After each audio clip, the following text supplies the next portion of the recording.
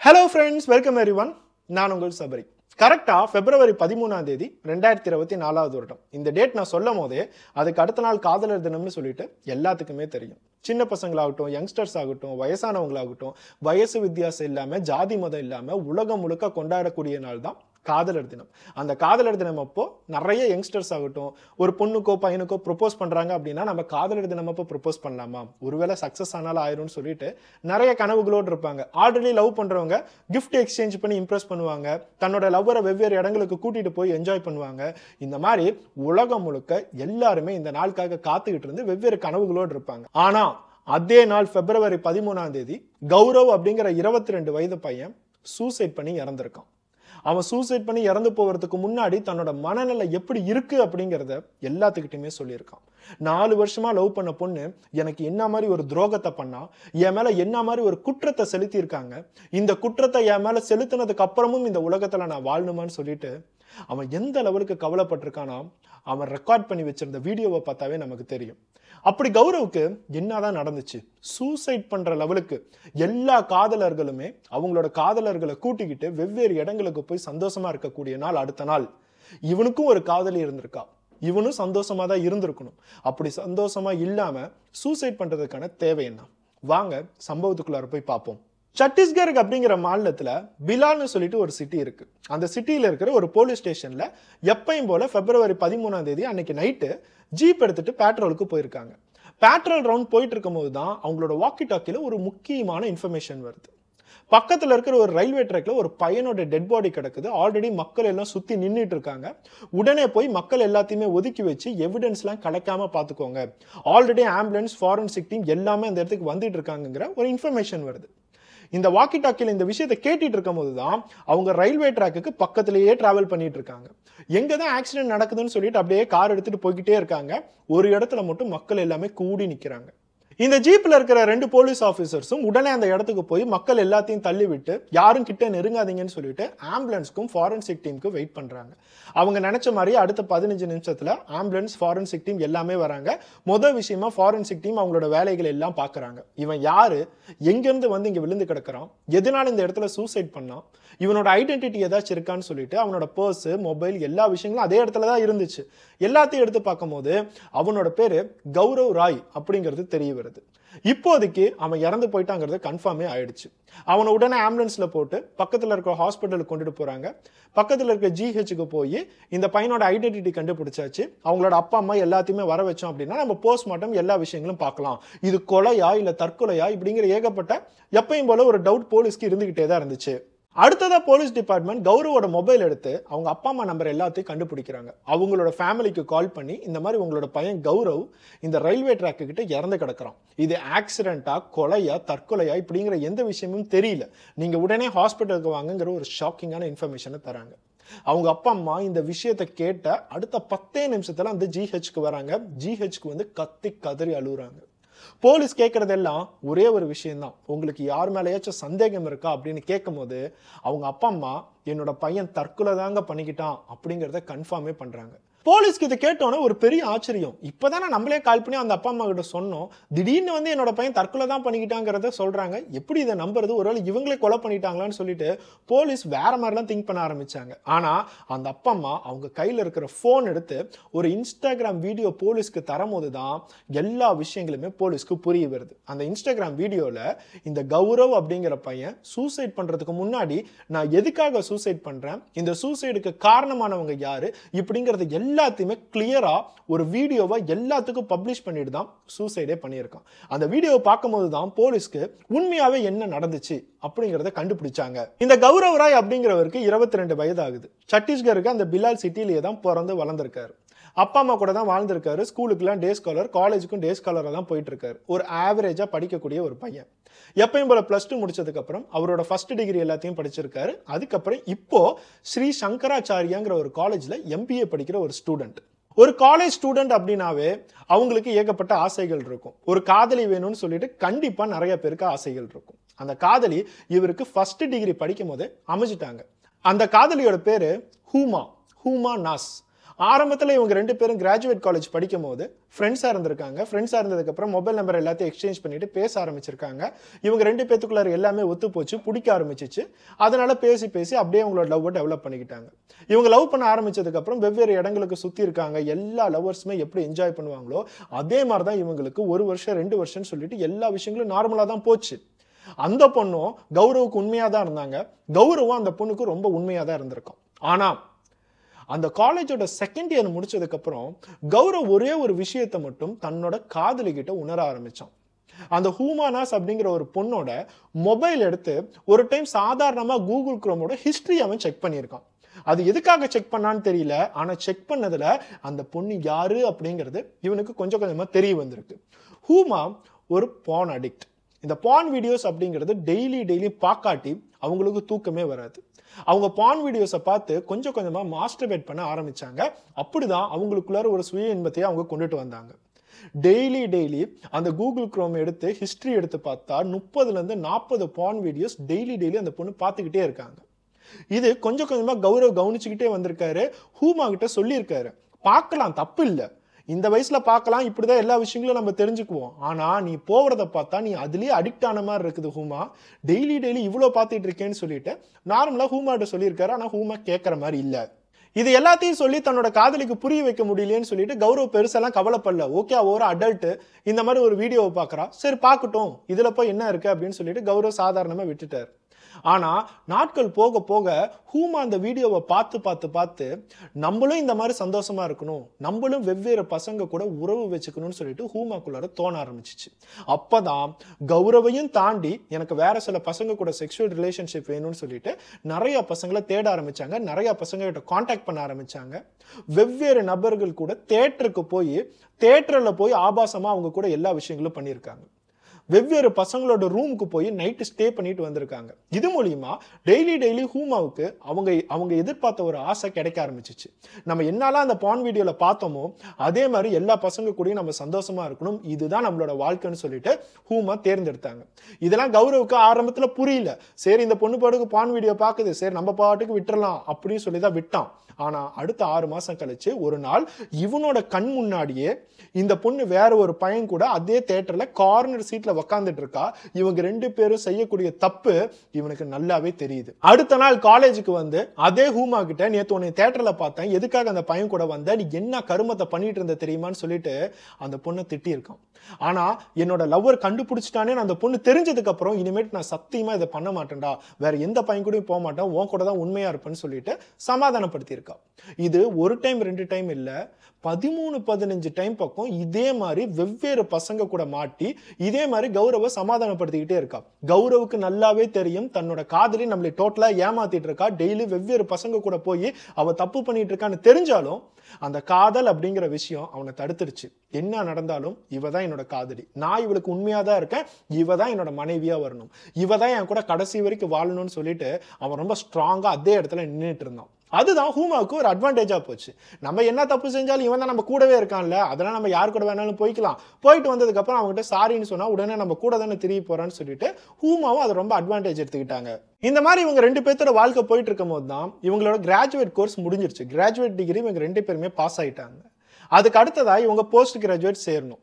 கௌரவுக்கு ரொம்ப நாளாவே எம்பிஏ படிக்கணும்னு ஆசை. சங்கராச்சாரியான்னு ஒரு காலேஜ்ல எம்பிஏ சீட்டு கிடைச்சிச்சு. ஆனா ஹூமாவுக்கு அதே காலேஜ்ல கிடைக்கல, வேற காலேஜ்ல தான் சீட்டு வாங்கினாங்க. இப்போ ஹூமாவுக்கு ரொம்ப அட்வான்டேஜா போச்சு. இது வரைக்கும் என் காதலாம் என் பக்கத்திலேயே இருந்தான், ஏமாத்துறது ரொம்ப சிரமமா இருந்துச்சு. இப்பதான் நாங்க வெவ்வேறு காலேஜ்ல படிக்கிறோம்ல, என்னோட புது காலேஜ்ல எல்லா பசங்களையுமே தேர்ந்தெடுக்கலாமேன்னு சொல்லிட்டு அவங்க வெவ்வேறு பசங்க கூட பேச ஆரம்பிச்சாங்க. ஆரியன் ஒரு பையன், சுக்கன் ஒரு பையன், இவங்க 2 பேர்த்தோட மியூச்சுவல் ஃப்ரெண்டா இன்னொரு பையன். இவங்க 3 பேர்த்தையுமே ஹூமாவுக்கு ரொம்ப பிடிக்க ஆரம்பிச்சிச்சு. அவங்க கிட்ட போய் அப்ரோச் பண்ணாங்க, ஃப்ளோட் பண்ணாங்க. நான் இப்படிப்பட்ட பொண்ணு தான், எனக்கு லவ்லிலாம் இன்ட்ரெஸ்ட் இல்லை, ஆனால் எனக்கு செக்ஸ் அப்படிங்கிற விஷயத்துல ரொம்ப இன்ட்ரெஸ்ட்னு சொல்லிட்டு ரொம்ப ஓப்பனாக சொல்லும் போது அந்த பசங்களுக்கு இது பிரச்சனையே இல்லையே, நம்ம எதுக்கு லவ்னு சொல்லிட்டு காம்ப்ளிகேட் பண்ணணும், நம்மளோட ஆசைகள் எல்லாத்தையும் இந்த பொண்ணுடைய தீர்த்துக்கலாமேன்னு சொல்லிட்டு டெய்லி அந்த ஹூமாவை அவங்களோட ரூம்குள்ளார கூட்டிட்டு போய் சந்தோஷமா இருக்க ஆரம்பிச்சாங்க. ஹூமாவும் ஒரு நாள் ஆரியன், ஒரு நாள் சுக்கன், இன்னொரு நாள் இன்னொரு பையனும் சொல்லிட்டு அவங்க நினைச்ச மாதிரி எல்லா விஷயங்களும் அந்த பான் வீடியோல பார்த்து அவங்க கூட எல்லாத்தையும் செஞ்சிட்டு இருந்தாங்க. இதுவும் ஒரு நாள் கௌரவுக்கு தெரிய வந்துச்சு.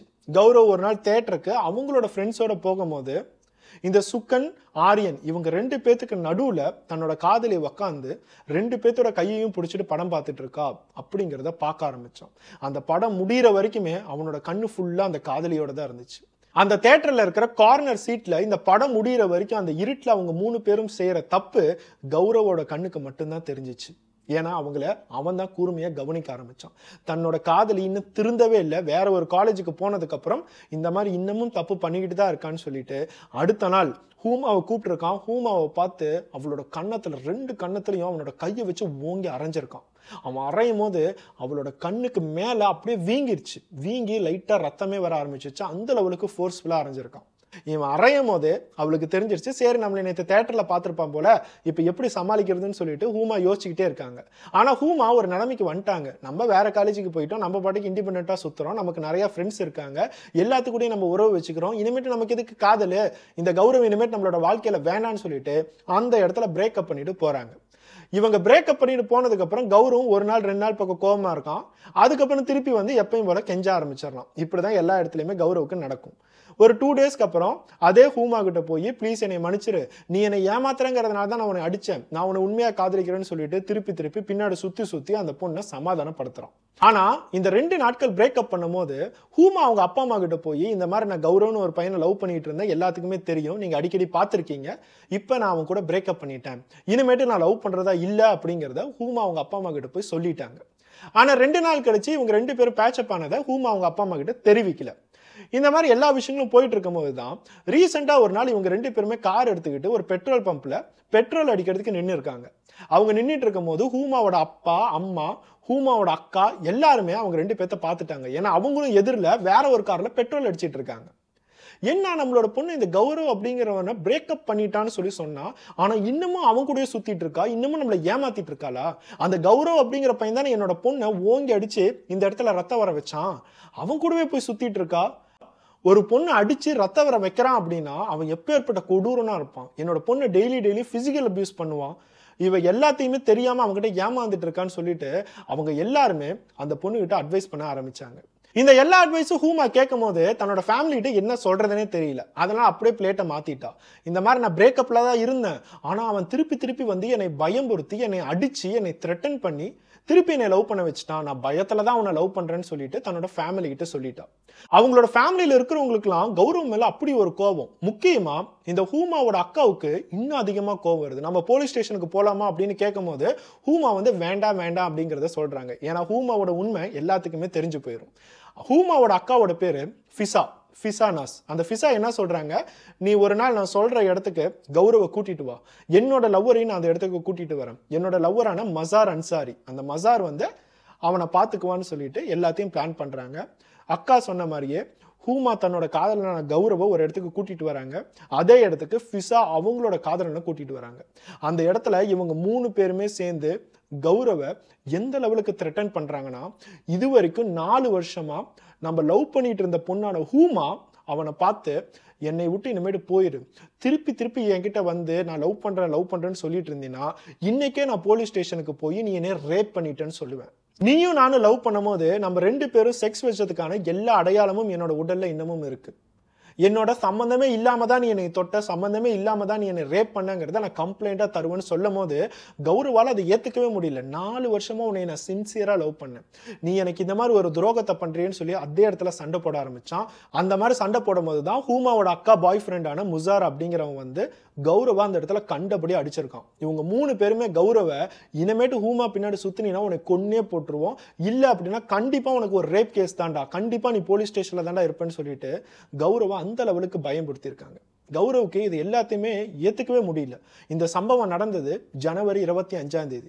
ஜனவரி 25ஆம் தேதி எல்லா விஷயங்களும் முடிஞ்சதுக்கு அப்புறம் 26ஆம் தேதியில இருந்து பிப்ரவரி 13ஆம் தேதி வரைக்கும் அவனோட மனசுல எல்லாத்தையுமே வச்சு எப்படி இதை ஹேண்டில் பண்றது, 4 வருஷமா இவளை நம்ம கஷ்டப்பட்டு லவ் பண்ணமே, உண்மையா லவ் பண்ணமே, இவ கூட நம்ம எல்லா இடத்துக்குமே சுத்தி இருக்கமே, உடலுறவு வச்சிருக்கோம், இந்த மாதிரி எல்லா விஷயங்களும் தாண்டி இவ தான் என்னோட மனைவியா வருவா அப்படின்னு சொல்லிட்டு நான் கனவுகளோடு இருக்கேனே. ஆனா இவங்க 3 பேரும் சேர்ந்து என்னை இந்த மாதிரி பயம்புறுத்தி என் மேல கேஸ் தருவேன்னு சொல்லி என்னை கொன்றுவேன்னு சொல்லிட்டு என்னை வாழவே விட மாட்டேங்கிறாங்களேன்னு சொல்லிட்டு பிப்ரவரி 13ஆம் தேதி வரைக்கும் அவனோட மனசுக்குள்ளார வச்சு எல்லாம் புலம்பி இருக்கான். ஆனா பிப்ரவரி 13ஆம் தேதி அவனோட மனசுக்குள்ளார ஒரு தைரியம் வந்துச்சு.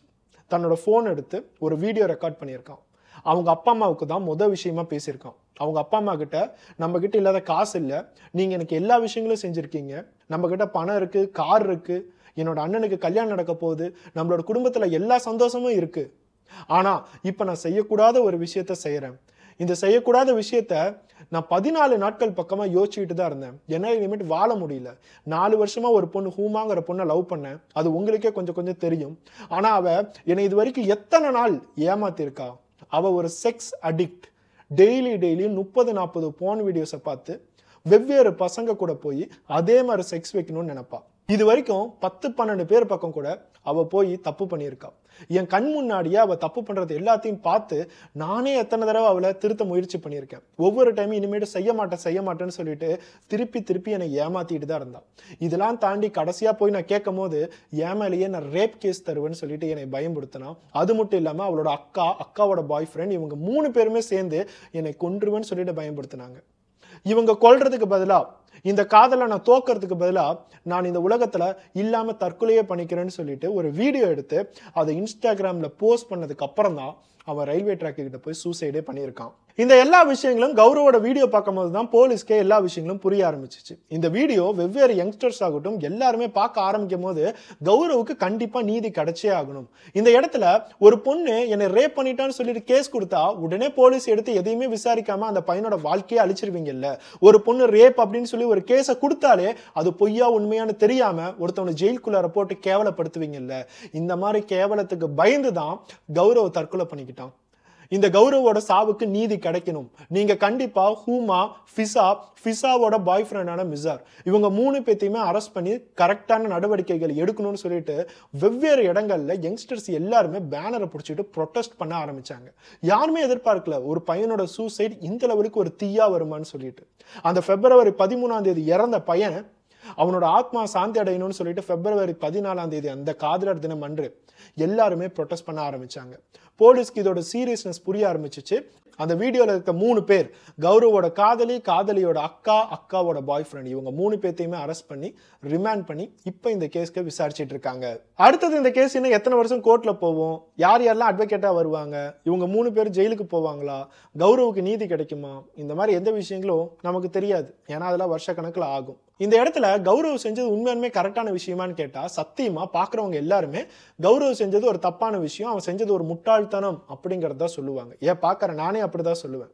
ஆனா இன்னொரு சைடு கொஞ்சம் யோசிச்சு பாருங்க, சூசைட் பண்றதுங்கிறது என்ன ஈஸியான விஷயம் நினைக்கிறீங்களா? ஒருத்தன் சூசைட் பண்றான் அப்படின்னா அவன் மன லெவல்ல எந்த லெவலுக்கு ஒரு வேதனை அனுபவிச்சிருப்பாங்கிறத யோசிச்சு பாருங்க.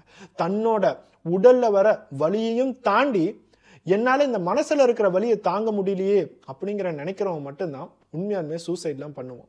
அந்த வலியை கொடுத்தது யாரு? அந்த வலியை கொடுத்த அந்த காதலி ஹூமாவுக்கு என்ன மாதிரி தண்டனை கொடுத்தா அடுத்தது இந்த மாதிரி ஹூமாங்கிற மாதிரி பெண்கள் யாருமே அடுத்த ஒரு கௌரவை ஏமாத்த மாட்டாங்க.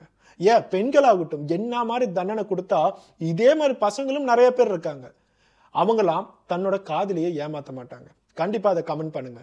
இந்த வீடியோ பார்த்துட்டு இருக்க எல்லாருக்குமே நான் ஒரே ஒரு விஷயத்தை மட்டும் சொல்லிக்கிறேன். நீங்க காதலி இங்க யாருமே வேணான்னு சொல்லல, லவ் பண்ணுங்க. உங்களோட லைஃப் பார்ட்னரை சூஸ் பண்றதுக்கான எல்லா ரைட்ஸுமே 18 வயசுக்கு தாண்டி உங்களுக்கு கண்டிப்பா இருக்கு. ஆனா அந்த காதலை எப்படி பண்றீங்கிறத கொஞ்சம் யோசிங்க. அந்த காதல்ல விழுந்து அந்த காதலுக்குள்ளாரையே மூழ்கி கண்மூடித்தனமா காதலிப்பாங்க அப்படின்னு சொல்லுவாங்க பாத்தீங்களா, அந்த மாதிரிலாம் தயவு செய்து பண்ணாதீங்க. இப்ப இருக்கிற காலகட்டத்துல காதலுக்கார உயிரை விடுறது அப்படிங்கிறது ஒரு மிகப்பெரிய முட்டாள்தனம். ஏன்னா உங்களோட வாழ்க்கையில நீங்க என்ன சாதிக்கிறீங்கிறது தான் ஒரு முக்கியமான விஷயம். உங்களோட வாழ்க்கையில உங்களை அடுத்தவங்க எப்படி லவ் பண்றாங்கிறது தான் அதை விட முக்கியமான விஷயம். இது எல்லாத்தையுமே விட்டுட்டு இவன் என்னை லவ் பண்ண மாட்டேங்கிறான் விட்டுட்டு போயிட்டான், அந்த பொண்ணு என்னை லவ் பண்ண மாட்டேங்கிறா விட்டுட்டு போயிட்டா, லவ்வே பண்ண மாட்டேங்கிறாங்க, நான் எவ்வளவு வேணாலும் ப்ரொபோஸ் பண்ணி பார்க்கறா லவ்வே பண்ண மாட்டேங்கிறாங்கன்னு சொல்லிட்டு இந்த மாதிரி எல்லா விஷயங்களுக்குமே சூசைட் அப்படிங்கிற ஒரு கன்க்ளூஷன் உண்மையாலுமே தேவையா? நம்மளை நம்பி எத்தனையோ பேர் இருக்காங்க, நம்மளை பார்க்குறவங்க எத்தனையோ பேர் இருக்காங்க, நம்மளை நேசிக்கிறவங்க, நம்ம மேல அன்பு வைக்கிறவங்க எத்தனையோ பேர் இருக்கும் போது நம்மளை ஏமாத்தனவங்களுக்காக அந்த உயிரை விட்டோம் அப்படின்னா அந்த உயிருக்குள்ள மரியாதையை நம்ம எந்த லெவலுக்கு கேவலப்படுத்துறோங்கிறத கொஞ்சம் யோசிச்சு பாருங்க. இந்த சம்பவத்தை நான் இவ்வளவு டீட்டெயிலா சொல்றதுக்கான காரணமே இதை பார்த்து அடுத்தது யாருமே கௌரவ் மாதிரி பண்ண மாட்டீங்க அப்படிங்கிறத நான் நம்புறேன். அதே மாதிரி இந்த கௌரவோட சூசைட் அப்படிங்கிற விஷயத்தை நான் இவ்வளவு டீட்டெயிலா உங்ககிட்ட சொன்னதுனால யூடியூப் பாலிசி படி சில நேரத்துக்கு என்னோட வீடியோவை பிளாக் பண்ணிடுவாங்க, சில நேரத்துக்கு என்னோட வாய்ஸ் அங்கங்கன்னு கட் பண்ணிடுவாங்க. ஆனா நான் என்ன சொல்ல வரேன் அப்படிங்கிறத உங்களுக்கு புரியுங்கிறத நான் நம்புறேன். தயவு செய்து காதலிங்க. ஆனா உங்களோட லைஃபையும் தாண்டி, உங்களோட வாழ்க்கையும் தாண்டி, உங்களோட உயிரையும் தாண்டி அந்த காதல் ஒன்றும் பெருசு இல்லை. நெக்ஸ்ட் ஒரு வீடியோட பார்ப்போம். Bye bye.